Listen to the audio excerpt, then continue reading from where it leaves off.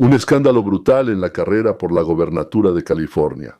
El favorito demócrata durmió durante años con una espía china, violó a empleadas, les dio de beber alguna poción y propuso lanzar una bomba atómica en la región de Estados Unidos donde votan por Trump. Todo esto le salía impune, y el 67% de los demócratas de California, incluyendo el sindicato de maestros, planeaban votar por él. De todo este divertido circo hablaremos después, ahora vamos a lo que le preocupa a todos. Hormuz, Irán, Trump, China y por supuesto el precio del combustible. El petróleo iraní ya no llegará a los mercados mundiales. El principal comprador y usuario es China. Después de la suspensión de los suministros de petróleo de Venezuela y la suspensión de los suministros de petróleo de Irán, esto es un golpe gigantesco para China. Y ahora lo más importante es si China hará algo, y si es así, ¿qué? Pero de eso hablaremos más adelante. Estados Unidos comenzó el bloqueo de Irán, como Kennedy bloqueó Cuba en su momento. Naturalmente, ya que Estados Unidos va a detener todos los barcos que hayan pagado tributo a Irán, nadie va a pagar ese tributo. En otras palabras, ningún barco que transporte petróleo, gas o fertilizantes saldrá del Golfo Pérsico. Y los nuevos petroleros, portacontenedores y otros buques comerciales ni siquiera se dirigirán hacia el Golfo Pérsico. Irán, de esta manera, se queda sin su principal, casi única, fuente de ingresos. Sin que los Estados Unidos de América bombardeen las islas petroleras, sin que Estados Unidos invada el territorio de Irán, la arteria vital de Irán está cortada. Trump hizo lo que todo el mundo estaba seguro de que nunca haría. Él mismo hizo que el precio del petróleo subiera, posiblemente hasta $200 por barril. ¿Por qué hizo esto? De eso vamos a hablar ahora. El presidente Donald Trump declaró el domingo que la Marina de los Estados Unidos comienza de inmediato el bloqueo del estrecho de Hormuz y también interceptará todos los barcos en aguas internacionales que hayan pagado una tarifa a Irán por el paso. El presidente enfatizó que Irán nunca podrá cobrar tarifas a los barcos que pasan por el estrecho de Hormuz. Trump hizo esta declaración en Truth Social unas horas después de que las negociaciones de paz entre Estados Unidos e Irán terminaran sin acuerdo. Trump informó que la reunión fue bien. La mayoría de los puntos fueron acordados. Sin embargo, las partes no llegaron a un acuerdo sobre el programa nuclear iraní. Inmediatamente la Marina de los Estados Unidos, la mejor del mundo, comenzará el proceso de bloqueo de cualquier barco que intente entrar o salir del estrecho de Hormuz, declaró Trump, quien se opone categóricamente a que Irán cobre tarifas por el paso a través del estrecho. Trump también ordenó a su flota buscar e interceptar en aguas internacionales cualquier barco que haya pagado una tarifa ilegal a Irán. Nadie que pague una tarifa ilegal estará a salvo, agregó él. Es una declaración bastante seria, diría yo. Así, Estados Unidos e Irán terminaron las negociaciones directas el domingo sin llegar a un acuerdo para poner fin a la guerra, lo que pone en duda la frágil tregua de 2 semanas. Funcionarios estadounidenses informaron que las negociaciones llegaron a un punto muerto debido a la negativa de Irán a comprometerse a abandonar su programa nuclear, mientras que la parte iraní, naturalmente, culpó a Estados Unidos sin especificar desacuerdos concretos. Simplemente, Estados Unidos tiene la culpa. Punto. Ninguna de las partes indicó qué sucederá después de que expire la tregua el 22 de abril. Los pakistaníes hicieron un llamado a todas las partes para que la respeten. Ambas partes declararon que sus posiciones son claras y se culparon mutuamente. Bueno, se echaron la culpa el uno al otro. Esto demuestra claramente, yo diría, las profundas contradicciones entre las partes. El vicepresidente Jay Dubent informó, tras 21 horas de negociaciones, que Estados Unidos busca obtener de Irán un compromiso firme de no desarrollar armas nucleares, ni crear la capacidad para su rápida producción. El presidente del Parlamento iraní, Mohammad Bagher Ghalibaf, todo el tiempo lo pronuncio como Ghalibaf. Ghalibaf, quien encabezó la delegación, declaró que Irán expuso claramente sus posiciones y que ahora Estados Unidos debe decidir si es capaz de ganarse la confianza de Irán. Es decir, Estados Unidos debe ganarse la confianza de Irán. Es una declaración increíblemente extraña para un país que está completamente devastado, básicamente en ruinas, y todo lo que puede hacer es chantajear al mundo. Irán desde hace mucho tiempo niega que busque crear armas nucleares, insistiendo en su derecho a la energía nuclear pacífica. ¿Para qué lo hace? Nadie lo entiende. Sin embargo, los expertos afirman que las reservas de uranio enriquecido en el país, aunque no alcanzan el nivel de armamento, están muy cerca de ese umbral. Desde el 28 de febrero, cuando comenzó la guerra, han muerto más de 3.000 personas en Irán. También se han registrado pérdidas en Líbano, Israel y los países del Golfo Pérsico. El conflicto ha dañado la infraestructura de varios países y ha desestabilizado los mercados energéticos mundiales. El control iraní sobre el estrecho de Hormuz ha limitado significativamente la exportación de petróleo y gas. El ministro de Relaciones Exteriores de Pakistán, Ishaq Dar, declaró que los esfuerzos para organizar un diálogo adicional continuarán e instó a todas las partes a respetar el alto al fuego y demás. Por cierto, Irán, incluso en estos 4 días, en realidad no cumplió sus promesas. Bueno, está bien. Irán, según informes de los medios estatales, declaró estar dispuesto a continuar las negociaciones. Pero aún así no renuncian al programa nuclear. El plan iraní preveía el cese garantizado de la guerra e incluía una disposición sobre los conflictos regionales, incluyendo los ataques israelíes contra Hezbollah. La propuesta estadounidense, según los informes disponibles, incluía medidas de control, limitaciones al programa nuclear iraní y la reanudación de la navegación a través del estrecho. Un punto estratégico clave. En condiciones normales, por ahí pasa aproximadamente 1/5 parte del suministro mundial de petróleo. Mientras tanto, la tensión en Líbano no disminuye. Los ataques israelíes continúan después del anuncio del alto al fuego. Los medios estatales libaneses informan sobre víctimas en el sur del país. Según funcionarios libaneses, las negociaciones entre Israel y Líbano deben comenzar el martes en Washington. Pero en Beirut ya estallaron protestas contra las negociaciones planeadas. Bueno, es decir, Hezbollah está haciendo todo lo posible para evitar que Israel y Líbano puedan dialogar. Israel exige al gobierno libanés que desarme a Hezbollah, un objetivo de larga data que hasta ahora ha sido una tarea sumamente difícil de lograr. ¿Cuáles son las posibles salidas de la guerra y el bloqueo de Hormuz? La realidad actual hasta hoy es que las negociaciones han fracasado. Trump anunció un bloqueo naval del estrecho. El alto al fuego está en peligro. Aproximadamente 230 petroleros cargados ya están esperando en el Golfo Pérsico. Irán redujo el paso de petróleo en más del 90%. Además, el precio del Brent alcanzó un máximo de $156 por barril. Bueno, ¿qué opciones existen? Un acuerdo diplomático es lo más probable, pero complicado. Las negociaciones continúan a distancia a través de Pakistán, Omán y Qatar. Los principales obstáculos son que Irán exige el control del estrecho, miles de millones en activos congelados, garantías sobre su programa nuclear y el fin de la guerra en Líbano. O sea, como si hubieran ganado.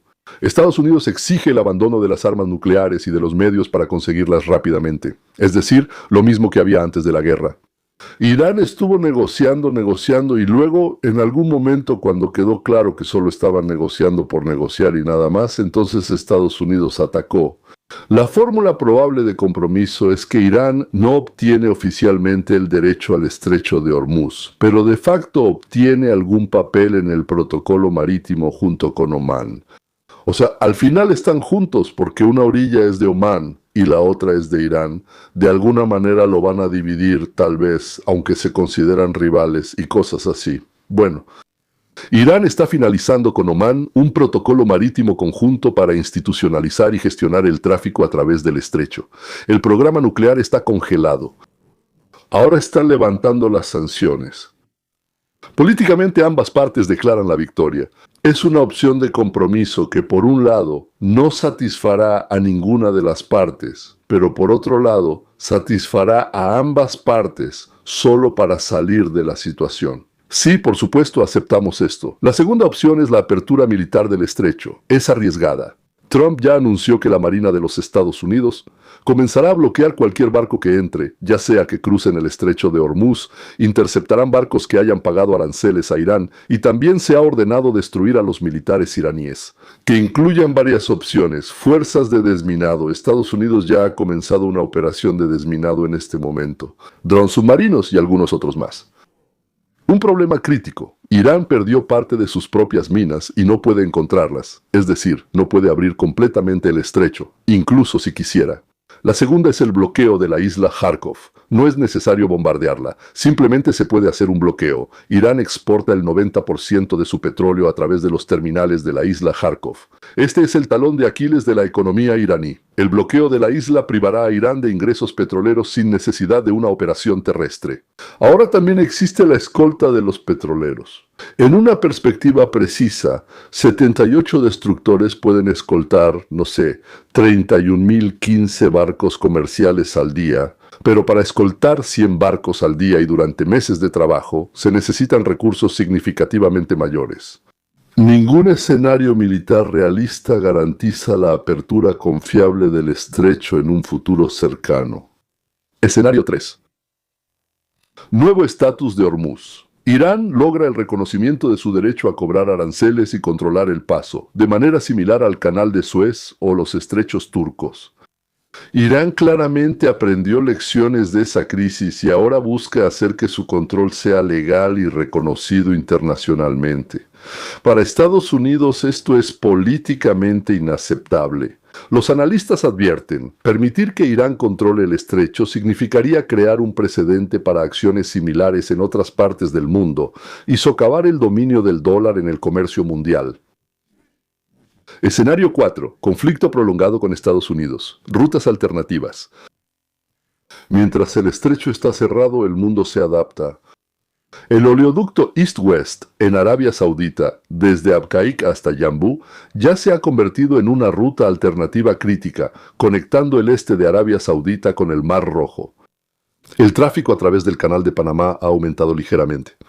Los Emiratos de Arabia Saudita están construyendo capacidades de reserva. Eso no es una solución. Así es la vida con una crisis cuando el precio del petróleo está en $100. Y bueno, eso significa la mediación de China. La representante de la Casa Blanca, Lavid, confirmó la participación de China en las negociaciones de alto el fuego. China es el mayor comprador de petróleo iraní y está profundamente interesado en la apertura del estrecho. ¿Trump planea reunirse con Xi Jinping en mayo? Pekín podría presionar a Teherán a cambio de concesiones comerciales de Washington, un acuerdo integral. Se considera Irán conectar Irán con la guerra comercial. Bueno, pensemos en la conclusión de estas reflexiones, aunque antes que nada hay otra línea de análisis, por así decirlo. Lo más probable es un resultado híbrido. Un acuerdo diplomático con una decisión aplazada sobre la cuestión nuclear, el control de facto iraní sobre Hormuz con una apertura formal y un conflicto congelado en Irán. Según los expertos, a medida que se desmine el estrecho, la influencia de Irán se irá debilitando y las condiciones para una verdadera tregua serán mejores a finales de abril que ahora. Pero como siempre hay otra cara y eso da esperanza. Irán en realidad está sin dinero y así es como el estrangulamiento económico ayuda a ganar guerras. Mientras todo el mundo observa los misiles y las negociaciones, la verdadera guerra ocurre en otro lugar, no en el estrecho de Hormuz ni sobre Teherán. Se libra en los supermercados iraníes donde la carne se ha convertido en un lujo. En los bancos iraníes donde el rial, su moneda, se ha convertido en papel higiénico. En los cuarteles iraníes, donde al régimen se le está acabando el dinero para los soldados. El ministro de Finanzas de Estados Unidos, Scott Bessent, lo dijo en voz alta hace un año, de manera cínica y precisa: "Make Iran broke again", haciendo que Irán vuelva a ser pobre. Eso es lo que está pasando. Ahora vamos a analizar cómo funciona el estrangulamiento financiero, por qué es más efectivo que los bombardeos y qué significa esto para el resultado de la guerra. Entonces, veamos a Irán antes de la guerra. En 2011 Irán tenía 110.000 millones en reservas de divisas y su PIB era de aproximadamente 600.000 millones. El país tenía el 10% de las reservas mundiales de petróleo y el 15% de las de gas. Por cualquier medida, era una superpotencia energética, pero eso ya no es así. Para principios del año 26, el PIB cayó de 600 a 356.000 millones. O sea, menos 40% en 15 años, menos 40%. La inflación oficialmente es del 48%, pero en realidad es mucho más alta.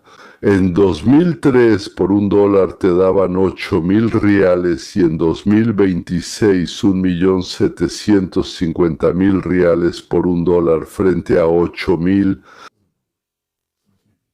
Eso no es devaluación, eso es destrucción de la moneda. 57 millones de iraníes están desnutridos, la carne es un artículo de lujo. 7 millones de personas simplemente pasan hambre. El propio Jamenei antes de morir instó a la población a comer menos, consumir menos agua y usar menos energía.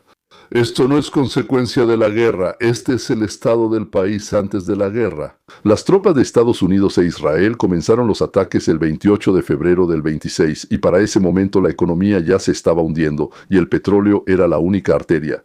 Para entender la vulnerabilidad de Irán hay que entender una cifra. Todo el presupuesto estatal de Irán es de 45.000 millones al año. Los ingresos del petróleo, gas y productos petroleros son de 65.000 millones al año. Es decir, el petróleo no solo es importante, sino que supera todos los demás ingresos estatales juntos. Sin petróleo no hay ejército, no hay subsidios, no hay fuerzas de seguridad y no hay régimen.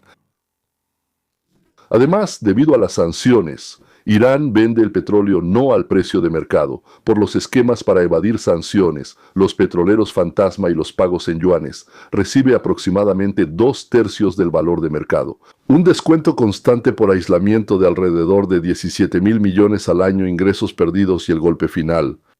El 90% de las exportaciones de petróleo iraní van a China. Un solo comprador, una sola ruta, dependencia absoluta. China entiende perfectamente su posición. El narrador Bergema dice que Irán no puede negociar las condiciones. Cuando tienes un solo comprador, es ese comprador quien fija el precio. Y ahora cierren el estrecho de Hormuz. ¿Qué pasó? Irán, con la esperanza de crear una palanca de presión sobre el mundo, terminó cerrando su propia cartera. 230 petroleros cargados, como les dije, están parados en el Golfo Pérsico sin moverse, y parte de ellos transportan petróleo iraní, que la gente no tiene a dónde llevar. Formisus decía, en la economía, las consecuencias de las acciones siempre son más amplias que la intención. Teherán quería crear un arma, pero creó una trampa. Cada día de guerra sin ingresos petroleros son pérdidas concretas. Antes de la guerra, Irán ganaba en promedio unos 180 millones al día con el petróleo. Ahora prácticamente es cero. Por canales oficiales, la operación militar también cuesta dinero. Misiles, drones, la Guardia Revolucionaria y operaciones en toda la región. Según diversas estimaciones, los gastos militares de Irán durante la guerra ascienden a decenas de millones de dólares diarios. El Fondo Soberano de Riqueza de Irán, según auditorías parlamentarias, no ha recibido aportaciones petroleras desde 2023. De hecho, el 30% de sus activos restantes ya han sido devueltos al Estado. En pocas palabras, el país está consumiendo sus reservas. Paralelamente, hay destrucción militar dentro del propio Irán. Los ataques de Estados Unidos e Israel han afectado la infraestructura militar, instalaciones petroleras y energéticas. Cada instalación destruida no solo representa una pérdida militar, sino también gastos para su reconstrucción. Irán todo el tiempo dice que Estados Unidos debe pagarles, pero Estados Unidos no les va a pagar y ellos mismos no tienen dinero. Irán está gastando dinero que no tiene en una guerra que no puede ganar militarmente, perdiendo al mismo tiempo su única fuente de ingresos. Por eso Ben pudo salir tranquilamente de la lava. Gloria Abada sin trato.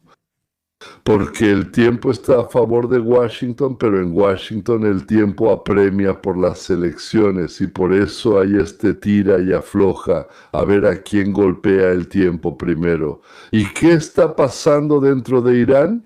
El colapso económico tiene consecuencias sociales. A finales del año 25, Irán vivió las protestas más grandes, pero desde el año 22, digamos, ya habían empezado los comerciantes del bazar y los estudiantes. Luego la ola se extendió por Isfahán, Shiraz, Mashhad. Las consignas rápidamente cambiaron de económicas a políticas. Ahí, muerte al dictador, pues lo mataron los israelíes o los estadounidenses. El régimen respondió con fuerza. El número de muertos durante la represión llegó a 36.500. Según estimaciones de la organización de oposición iraní, fueron precisamente estas protestas las que obligaron al régimen a volver a la mesa de negociaciones a principios del año 26. La presión militar por sí sola ya es una amenaza de colapso interno, ahora súmale a eso la guerra. Miles de muertos, ciudades destruidas, infraestructura que apenas se sostiene bajo los ataques de la Guardia Revolucionaria Islámica. Pero este cuerpo de la Guardia Revolucionaria Islámica es un Estado dentro del Estado, tiene sus propias empresas, sus propios ingresos, su propio ejército. pero su presupuesto depende del estado general de la economía cuando los ingresos petroleros son nulos. Даже КСИР вынужден выбирать. Financiar operaciones o pagar al personal no es una teoría. Así fue como colapsó la URSS, no por presión militar, sino cuando se acabó el dinero y ya no había con qué pagarle al ejército.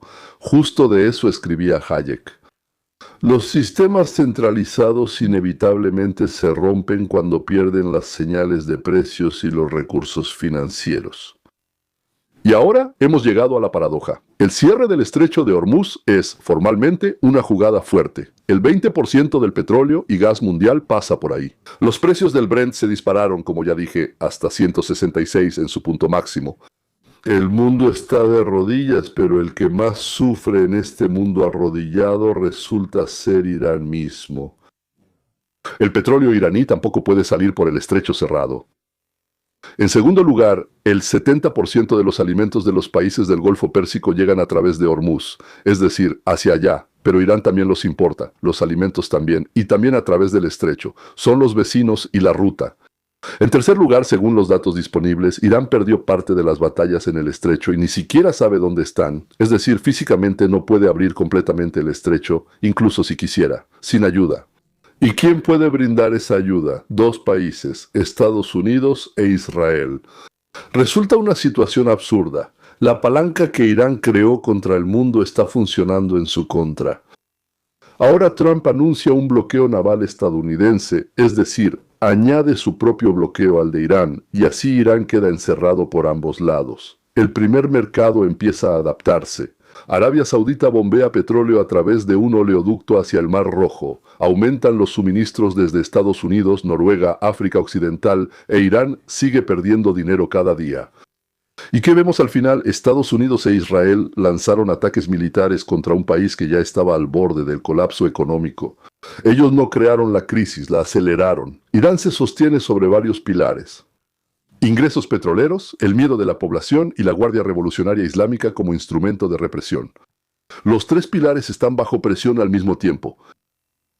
Las negociaciones en Islamabad fracasaron. Trump anunció un bloqueo naval, el precio del petróleo volverá a subir. El reloj sigue corriendo. La pregunta principal no es si Irán resistirá la presión militar. Los iraníes son un pueblo históricamente resistente.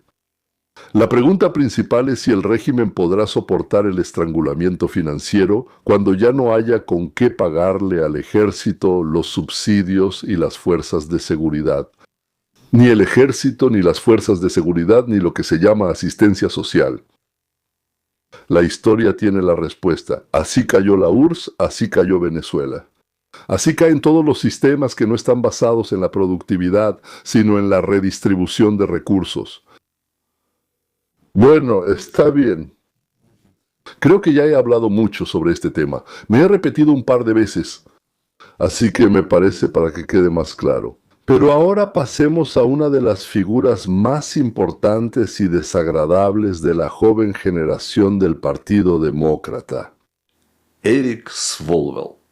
Eric Swalwell, defensor de las mujeres espías y otros logros de la democracia. Queridos amigos, hoy tenemos una historia sobre un hombre que gritaba más fuerte que nadie sobre los espías rusos, simplemente más fuerte que todos, en cada esquina. Al mismo tiempo, durante años, él mismo tenía una amistad íntima con una espía china. Defendía a las mujeres desde la tribuna del Congreso y al mismo tiempo, según las acusaciones, violaba a sus propias empleadas. Les ponía algo en la bebida para que no se resistieran.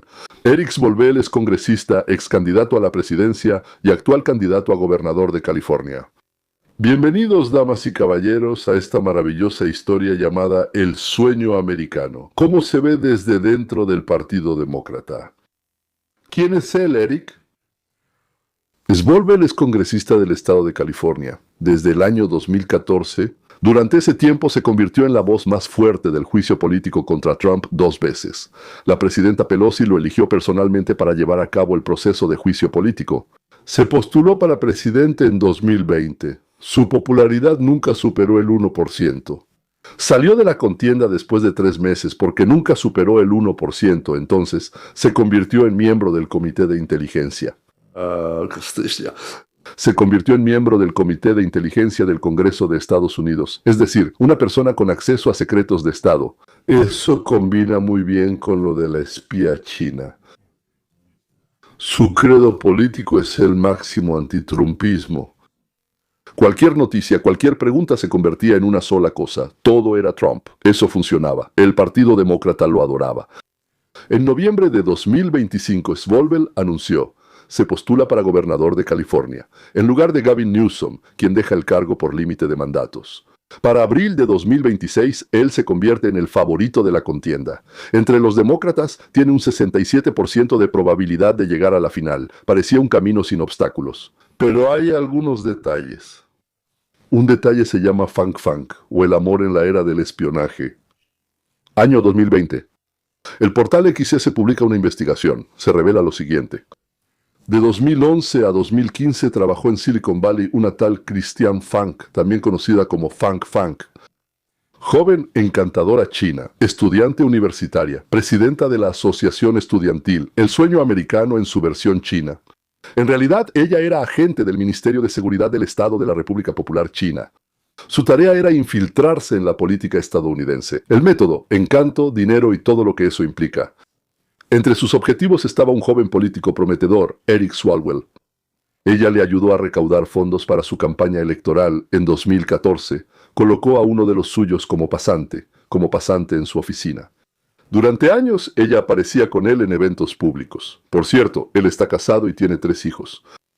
¿Qué más tenían en común? Swalwell se niega a responder alegando confidencialidad. La inteligencia de Chaprin lo identificó en 2015 y al parecer dejó de tener contacto. Pero aquí está la ironía. Justo en ese momento Swalwell era el que más gritaba sobre la colusión de Trump con Rusia. Decía que él era un espía, que trabajaba para la KGB y que estaba rodeado de espías rusos. En vivo en MSNBC, él declaraba: y no es que yo lo piense, sino que Trump trabaja para los rusos. O sea, lo que dice la mayoría de nuestros idiotas que hablan ruso. Ex agentes de la KGB y cosas por el estilo. Ese era su principal argumento. Ni una sola prueba, pero el griterío era enorme. Un hombre que fue manipulado por la inteligencia china. Acusaba a otros de trabajar para servicios de inteligencia extranjeros. El Comité de Ética del Congreso investigó el caso durante 2 años. En 2023 terminó. Lo cerró sin emitir decisiones sobre violaciones. Solomon escribió de inmediato una exoneración total en Twitter, por cierto, citando a Trump, quien también escribe aquí una exoneración total. El FBI bajo Kashi Patel retoma el tema en 2026. Los demócratas, cuando estaban al mando del FBI, se esforzaron mucho en no encontrar problemas entre los suyos. Los agentes en California reciben la tarea de recopilar y preparar para su publicación los archivos sobre el caso de Swalwell y Feng. En estos documentos, según la información disponible, se contienen detalles íntimos de su relación, algo que Swalwell negó, pero no vamos a apresurarnos en la historia, ya hay suficientes giros. En 2018, Swalwell propone la entrega obligatoria de armas semiautomáticas. Un usuario en Twitter objeta: si el gobierno empieza a confiscar armas, habrá una guerra. Swalwell responde literalmente: será una guerra corta. El gobierno tiene armas nucleares. Él sugirió usar armas nucleares contra ciudadanos estadounidenses por negarse a entregar sus armas. No es una metáfora. Este es un tuit de un congresista, miembro del Comité de Inteligencia. En internet de inmediato le pusieron el apodo de Duque Atómico. Noviembre de 2019, transmisión en vivo, MSNBC. Swalwell habla sobre el juicio político a Trump. Y al aire se escucha un sonido que todo Internet identificó unánimemente como un pedo. ¿Qué hizo doña Socia? Произведение конгрессмена. Swalwell lo niega. MSNBC lo niega. Dijeron que una taza se deslizó sobre la mesa. Los espectadores no lo creyeron. Así que el Fartgate se volvió tendencia principal en Twitter. Swalwell respondió a su manera. Una exoneración total. Dirán que es una tontería. Sí, claro, es una tontería, pero describe perfectamente a una persona que culpa a todo a su alrededor, a todos a su alrededor. Pero negar lo obvio y exigir una exoneración total.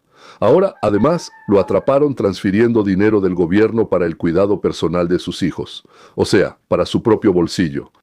Gastó más de $200,000 y después de eso planeaban elegirlo como gobernador de California. Entonces, del fondo de campaña para servicios de niñera de perros de sus hijos, incluyendo, o sea, $102,000 a una sola mujer, no muy bien identificada, y $6,000 a su propia esposa. Bueno, tampoco hay que olvidarse de la esposa. Según la ley federal, no se puede usar el dinero de campaña para necesidades personales. Svolbel lo explicó. Fueron gastos necesarios para continuar con la actividad política, y los demócratas dijeron, bueno, entonces, por supuesto. Ahora, entonces, fraude hipotecario. Con la hipoteca, a principios de 1926, un funcionario del Ministerio de Vivienda y Desarrollo Urbano envió el caso de Svolbel al Ministerio de Justicia. Acusación de fraude hipotecario y fiscal relacionado con su propiedad en Washington. Y de nuevo, ¿cuánto hay ahí? 2/3 de los demócratas en California planeaban votar por él. Para gobernador, 10 de abril de 1926. Faltan 53 días para las elecciones primarias en California. Svolbel es el favorito. El periódico San Francisco Chronicle publica el testimonio de una ex empleada. Ella, por supuesto, es demócrata. Ella afirma que en 2019, cuando tenía 20 años y apenas empezaba a trabajar en su oficina, Svolbel la invitó a tomar algo. No recuerda nada más después de haber bebido. Despertó desnuda en la habitación de hotel de él. En 2024, la situación se repitió. Pero esta vez lo recuerda todo. Bueno, honestamente, si la primera vez no le gustó encontrarse desnuda sin consentimiento, entonces ¿para qué fue una segunda vez? Pero, de nuevo. Pero el asunto es que CNN agrega a otras 4 mujeres. Todo esto viene de organizaciones y medios de comunicación que pertenecen a los demócratas y que luchan contra los demócratas. Por eso, en los medios de comunicación surgieron las siguientes suposiciones. Todas estas mujeres fueron encontradas, organizadas y puestas ahí por los demócratas, quienes querían que otra persona fuera el representante del Partido Demócrata en las elecciones en California. Eso es todo. Entonces, una afirma que fue violada por ella. Otras hablan de fotos íntimas enviadas sin consentimiento. La Fiscalía de Manhattan abre una investigación. La Fiscalía del Condado de Alameda también. ¿Qué hace Svolbel? Lo de siempre. Estas acusaciones son absolutamente falsas. Mis oponentes políticos las difunden en vísperas de las elecciones. Yo soy el favorito. Por eso me atacan. El mismo esquema de siempre. Negación, hacerse la víctima, teoría de conspiración. Pero esta vez no funcionó. En las últimas 48 horas, el líder demócrata en el Congreso exige que Svolbel salga de la contienda. Nancy Pelosi, quien lo eligió personalmente para el juicio político, dice, hay que irse. Adam Schiff, Robin Giliego, todos retiran su apoyo. Los sindicatos y las asociaciones de maestros están dando un giro de 180 grados. Su propio director de campaña se va diciendo, es una acusación monstruosa. Los empleados del equipo declaran, del equipo de campaña. Estamos del lado de las mujeres acusadoras, no de Eric. La calificación en el mercado de predicciones cayó de 67 a 17 en unas pocas horas. Y la republicana Ana Paulina Luna anuncia la próxima semana que someterá a votación para expulsar a Svolbel del Congreso. Una pregunta razonable. Si una persona tiene ese tipo de antecedentes, ¿por qué era el favorito? La respuesta es simple, porque en el Partido Demócrata hoy en día lo principal no es lo que haces, sino qué tan fuerte gritas contra Trump. Eso es exactamente lo que hacía Svolbel. Su fórmula para ser gobernador era la siguiente. La tarea del próximo gobernador es proteger a California del peor presidente en la historia. Literalmente se vendía a sí mismo como un profesional anti-Trump. Y California es la primera economía del país. La carrera por la gubernatura está fragmentada, con 8 candidatos demócratas importantes y el estado tiene un sistema de 2 finalistas. Los 2 primeros de las primarias pasan a la final sin importar el partido. Existe un riesgo real de que ambos finalistas sean republicanos, por ejemplo, si los demócratas dividen los votos. En este contexto, Eric Swalwell está consolidando los sindicatos, el Sindicato de Trabajadores de Servicios y la Asociación de Maestros de California. Eso significa dinero y recursos organizativos. Además, su nombre es reconocido después de 2 juicios políticos. Su nicho era ser el más feroz opositor a Trump. Y ahora no le queda nada. ¿Qué nos dice la historia de Swalwell? Nos dice que el Partido Demócrata moderno es un partido de narrativa, no de principios. Una narrativa sobre las mujeres y un congresista que envía fotos íntimas a sus empleadas. Una narrativa sobre la seguridad nacional y una persona que fue reclutada durante años por la inteligencia china. Una narrativa sobre la injerencia extranjera por parte de la misma persona que fue objeto de injerencia extranjera. Una narrativa sobre la democracia de parte de una persona que propuso usar armas nucleares contra ciudadanos que no están de acuerdo con sus puntos de vista. En un sistema construido sobre consignas y no sobre leyes, siempre gana el que grita más fuerte. Hasta que se abren los archivos. O hasta que a las mujeres se les permite o se les pide hablar. Y tarde o temprano la realidad los alcanza. Damas y caballeros, suscríbanse, den like y piensen en su vida. Encuentros.